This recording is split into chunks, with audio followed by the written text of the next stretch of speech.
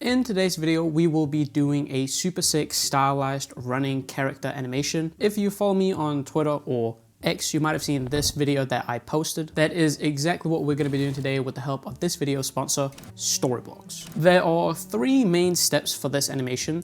The first one, which is super important, is the assets. This style in particular heavily relies on the assets, so make sure to pick some high quality ones, but also something that looks visually interesting. Don't be afraid of fun lighting like backlighting or rim lighting to make it look a little bit more interesting and cinematic. This will make or break your animations in most cases. The second step is the reference, and that's one part of the reason why I really wanted to do this video, because I think it's a really fun way to think about character animation. It can be super hard to know anatomy and know how everything moves together, so using references can really help create some natural looking movement.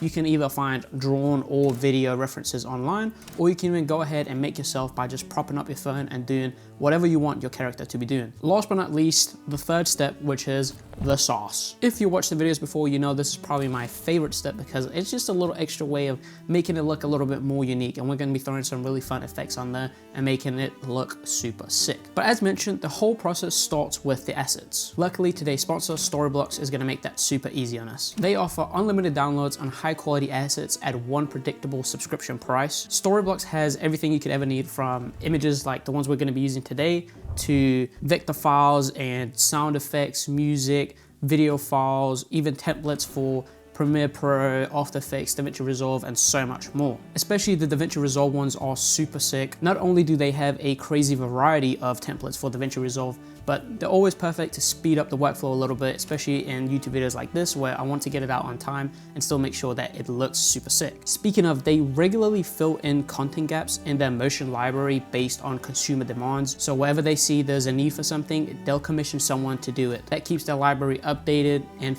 filled with fresh, high quality assets. Most importantly, they compensate the artist fairly. They have you covered with clear-cut licensing and coverage, so that you can focus on being creative and not having to worry about all your legal rights in using all of those assets. You can be assured that everything you download from Storyblocks is 100% royalty free, and they keep you protected in perpetuity to the highest level of legal coverage in the industry. To get started with unlimited stock media downloads, head to storyblocks.com/Mapal or head to the link in the description. And with that said, let's have a look at the assets. These are all from Storyblocks. I also have a link to a folder where I have gathered all of them in there so that you can download them as well if you have a Storyblocks subscription. Essentially, I've just gone for something that would look kind of interesting, focused a lot on the lighting, as I mentioned, because it's super important. But with all our assets in place, we can finally hop into Photoshop. In this case, I want to start with my run cycle, which I have here, and I'll just drop that in and then hit OK so that we can see the little cycling that we will be going through. And essentially, this is just all the phases of the animation that we're going to be going through.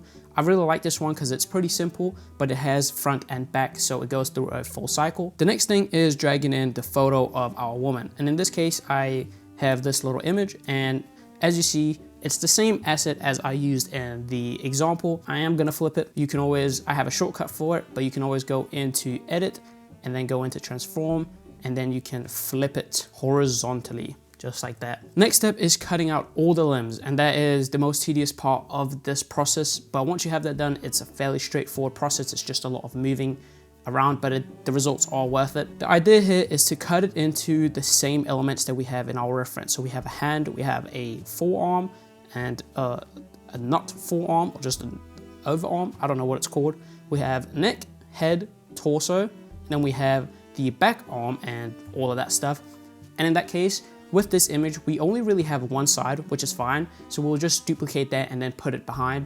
It's not too big of a deal, especially when it is pretty fast paced. And we don't mind that stylized look of it either, because that's kind of what we're going for. Other than that, we have the little hip area, and then we have the upper leg, we have the lower leg, and then we have the foot.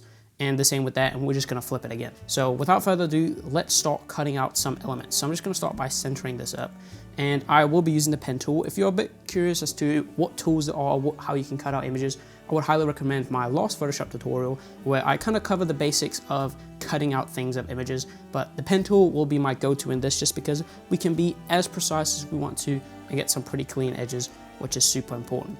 So I will just start with this one leg, and I'll just start by cutting out the shoe. That'll be our kind of foot type thing. And I'm just kind of roughly following along, and I don't really need the shoelaces. so I won't be focusing on that too much. No one's gonna notice that anyways. And you don't have to be super perfect with this. Of course, depends on the result that you want, but we are going for a pretty stylized collage character look. With the shoe selector with the pen tool, I'm gonna right click and then make a selection and hit OK. And then I will use this little button over here to create a image mask, and that'll just keep it so that we don't do anything destructively. We can just keep that as is. And then I'm gonna duplicate it and then delete this image mask, and we can hide this layer as well. And we will just rename this to Fit 1. It's very important, especially in this project, that we stay organized because we are gonna have a bunch of layers at the end of this, so keep that in mind. Next up, we have our little foot. This might be a little bit easier if you do have a character that is like standing straight or something like that, but in this case, we're just kind of gonna roughly go with the knee somewhere where this is, and I might even add a little bit of a bulge, almost a little bit half circle, to where it might connect, and maybe right there would be a little bit better, just so we have a little bit of extra detail in there, or information I should say. It's probably the right term. And again, we're just gonna trace this as best as we possibly can until we get something that looks pretty nice. And again, right click, make selection, and then of course make sure you have the right layer selected, and then again hit the layer mask, and that will give us that. So now we have two individual pieces, and it doesn't matter if there's just a little bit here. Stylized is what we are going for. So I'm gonna rename this and name it leg 1, and then I'm gonna duplicate it, and we will hide both of these and delete that layer mask. And now we will go on to the thigh. Here we wanna go kind of to where we had that knee connected, and just a little bit of extra skin right there. Right click, make selection, hit OK, and again, layer mask, and we will name this thigh 1. And we actually might wanna name this lower leg 1, just so we know exactly what it is. And this same process is just gonna be continued until we have all her parts cut out. Now the torso with this one is gonna be a little bit tricky because her arm is covering it. I'm gonna cut it out as normal, and then we will use the wonderful Adobe to fill in the spot of her arm or the spot of her torso that is kind of missing. And with the torso selected, I'm gonna hit L to bring up the lasso tool. But before that, I'm actually gonna hit Command J to duplicate the layer. I will first turn this into a smart object, and then I will rasterize the layer. And I'm gonna hit L to bring up the lasso tool, and I'm gonna select roughly where I think her tank top would go, and mark around kind of roughly, stay pretty close. And with that selected, we will right click and go to Content Aware Fill, and then I will remove some of this as the reference because we don't want it to be skin colored, just like that. That fills it up pretty good, and that's about as good as we need it to be. We don't even need to mess around with any of it really. You could even select some of this too if you want it. Just in there might be a little bit better result with some of that lighting. And we're gonna hit OK, and then we can hit Command D to deselect it, and we can delete that layer. And then with our new cover up and our actual torso layer, we can go to right click and convert to Smart Object and rename this to Torso. And that'll just give us a nice little torso layer. We don't need to worry about these little armpits here because it's not gonna matter too much in the animation that we are gonna be doing. But now that we have all our layers cut out, we can turn each of them into a smart object. That's just gonna make it a little bit easier with the bounding box. So if I hit Command T on this one, you can see the bounding box is just in that area instead of if I hit one of these, it's gonna be the whole image. We are gonna convert all of these to smart objects by right clicking on each one and then convert to smart object. Now we can duplicate all of the things that we want an extra set of. First, we are gonna move the torso down right above the hip so that our arm shows. So with the arms, we are gonna select all of them and then duplicate it by hitting Command J.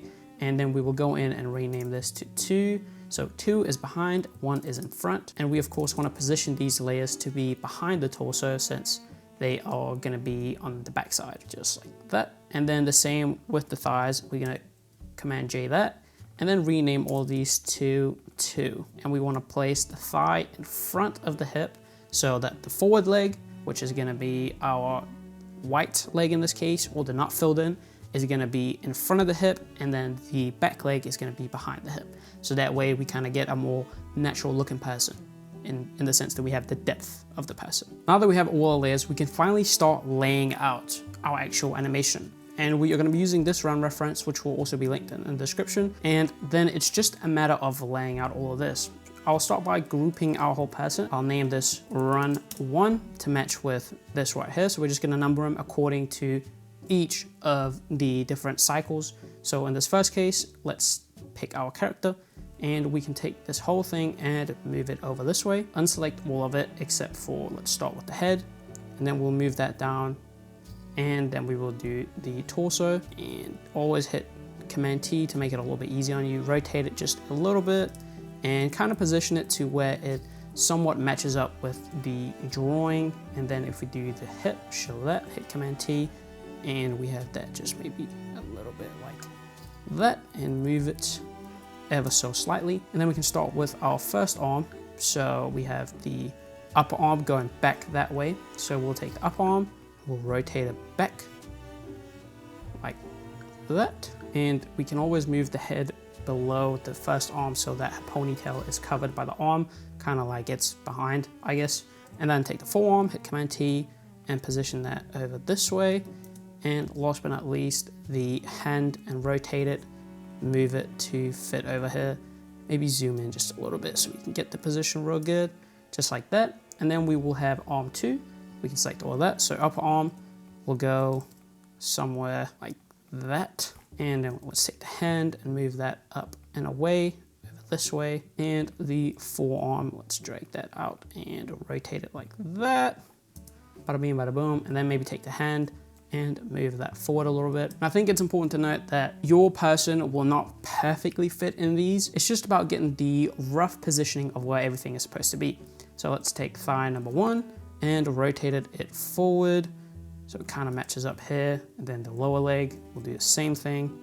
Bada bing, bada boom. And one thing I do want to emphasize is once we have connected all the parts somewhat closely, I want to make sure that we do hit the ground in the same spot. So where this shows to hit the ground, I want to emulate that. So let's move that up like that. That's just going to ensure that we keep correct ground contact the whole time, because otherwise our animation is going to look like it's bobbing, which is just going to look super weird, at least in a way that we don't want it to, especially if we want to keep it grounded and kind of realistic. And I will take the foot and move it above the lower leg so that we have it showing above, kind of like the foot is in the sock. And now we can move on to the back side, and let's start with the leg. So we'll take the thigh. This time we'll be following in and lining up according to the filled in spots in the back. And we'll take that, rotate that. And again, the foot above the lower leg to make it look like she's actually wearing the shoe. So there we go. Now we have person number 1. And as you can see, it lines up pretty good.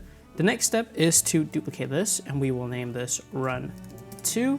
Hit Command T to enter the transform and move it over to the next. And then we will hide Run 1.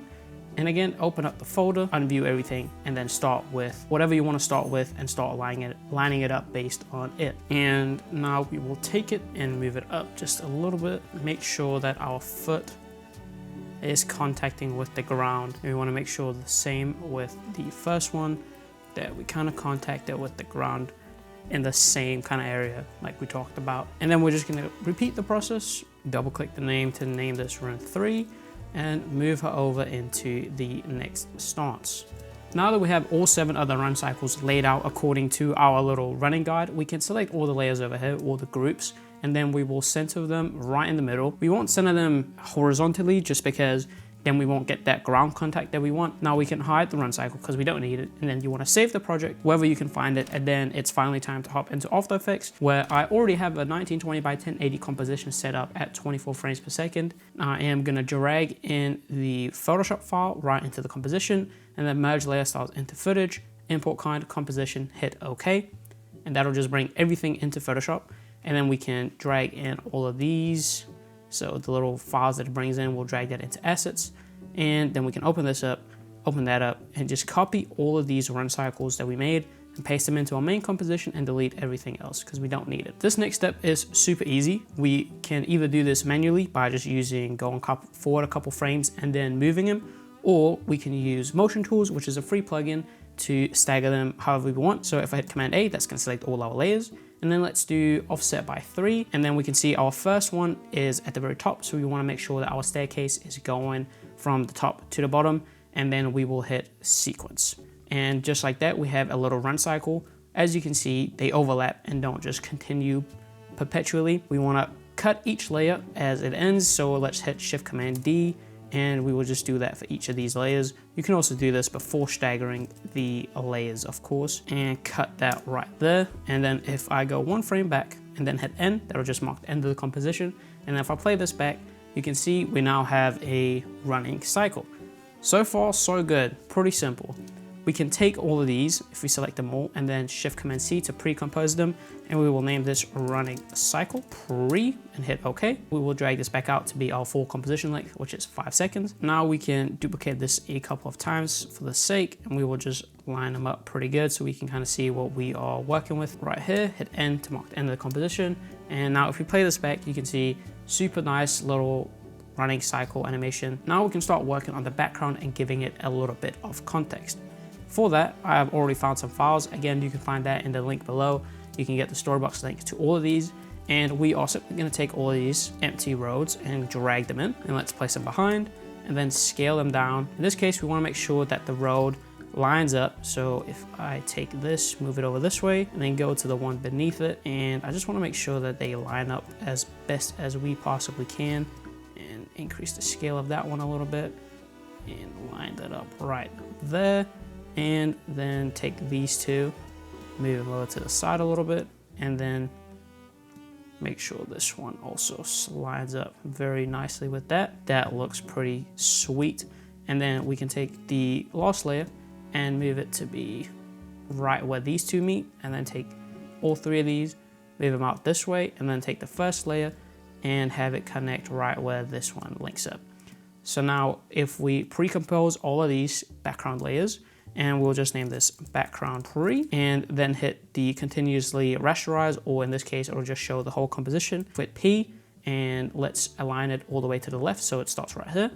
Set a keyframe, and go to the end of our composition, and then we can just use the opposite one, which is align it to the right. We now have a background that scrolls through, and we don't need to animate the person because our background is animated. So it just makes it a little bit easier because it can be a bit funky sometimes, matching up the leg movement to the position animation. So it's a little bit easier doing it this way. We can take the lady, we can move her down to actually be on the road so it looks like she's actually running on the road, you know. We have a couple of hard stops, which doesn't look too pretty. So we can use something like a foreground element, like a light pole, for example, which might be relevant for this specific scenario. So we'll go back into Photoshop, open up our little layer, and just drag that up here into the little tab area, and it should open a composition with the photo. And that just makes sure that the photo is the actual size of the artboard is the size of the photo. And then we are just gonna use our quick selection tool to kind of select this light pole as best as we can and zoom in a little bit, go up and get this, whatever this little thing is up here. And once that is done, we will hit the layer mask tool, which is down here. That'll give us a nice, beautiful cutout pole, and then we will save it somewhere where we can easily find it. So going back into After Effects, I'm gonna open up my Finder view and then drag in our Photoshop file with the pole, hit OK, and then go into it and copy that because we only want that one layer, paste it in there, and then delete the pre-comp. And again, you can take all of these and drag it into the assets folder because we don't really need it. And we can take this and let's scale it up a good bit like that. Actually, we will copy it and we will put it in our precuts folder where we have all of these. So we'll just paste it in right there, boom, duplicate it, and add another one right here where it links up. So if we go back into this, now we should have another pole right here, which just kind of transitions in between these points and makes it a little bit easier. And if we take the two precuts folder, let's drag it into there so we have, you know, some nice organization, and duplicate the background pre-comp by hitting Command D and open that up, then hit Command K, and we'll name this foreground. Delete the backgrounds from it, and then go into the background and delete the two pole layers. And then we will take the foreground and place it above everything else. So that way we actually have some nice foreground in there. Then we will go to the very beginning and select the position parameter for our background, copy that and paste it onto the foreground. Since they are the exact same, it should link up perfectly. And we of course want to make sure that we enable continuously rasterize so that we get that outside just the 1920 by 1080 composition. So playing that back, we have a nice simple little animation going through some scenery that doesn't look too unnatural because we have that foreground. Now the last things there really is to do is add a little bit of spice, a little bit of sauce to it. Let's start with the foreground. We are going to add a lumetri color to it just to give it just a little bit more, just basically just decreasing the exposure of it a little bit, just so we can barely see what it is. And we will also add a lumetri color to the background. In this case, I want to take the highlights, maybe just decrease them just a little bit, and the shadows, increase them just a tiny bit, just to give it a little bit more of a cinematic look. And then I want to use a plugin called Sapphire, and we will add BCC halftones, which is a super nice halftone plugin. You can't get much better than this. We will set the color scheme into RGB, and already there you can see we get some super nice texture. Maybe increase it just a little bit, take the brightness down a smidge, and the same with the contrast. Copy that to our running cycle, and in this case we'll just open it up, and then we will add it to an adjustment layer and paste it onto that. Decrease the scale of it a little bit, maybe up the brightness a little bit and up the contrast. And then if we go back, we already have it added onto that. And we will also add it to our foreground, which is just give us some nice texture in there as well. And maybe even add a bit of a drop shadow to this layer as well. Set it to 180 and distance to 0. And then spread it out just a little bit and decrease the opacity just ever so slightly and place it above the halftones. We can also go ahead and add a little bit of shadow to this lady. So if we duplicate this layer and then hit S to bring up the scale and unlink it, we can scale it down a little bit so it kind of looks like it's almost in a 3D perspective almost. And we want to make sure that we drag it below the actual lady herself. And we'll add a fill to this, and we will set the fill to a nice black color and a fast box blur to add just a little bit of feathering to it and decrease the opacity a little bit. Then we will duplicate this and move it along so that it's all our composition. You can always change the blend mode as well if you want. Hard mix looks pretty good for this actually, and it just gives us a little bit more of a natural looking shadow. Next, let's add an adjustment layer, and we will hold Shift-Command-Y to open up the solid settings, and we'll rename this to a shake because it will be a slight camera shake. And then we will add a transform effect and set the scale to 101. Alt click the position and then add a posterized time. Let's do 12 and then wiggle 1,10, which will just give us a slight little bit of sway in the animation, just a little bit of camera movement. Next, we will add the classic posterized time. So rename this and we'll name this posterized time and add that effect as well. Set that to 12. That's just gonna bring it to life a little bit more. Just give us a little bit more of that stylized feel in there. You can even go slower if you want to. I also want to add motion blur to the background and the foreground as well, which is just gonna bring it to life just a little bit more. Gives it a little bit more movement and then really sells the effect that we're going for. And then in our background layer, I'll add a brightness and contrast effect.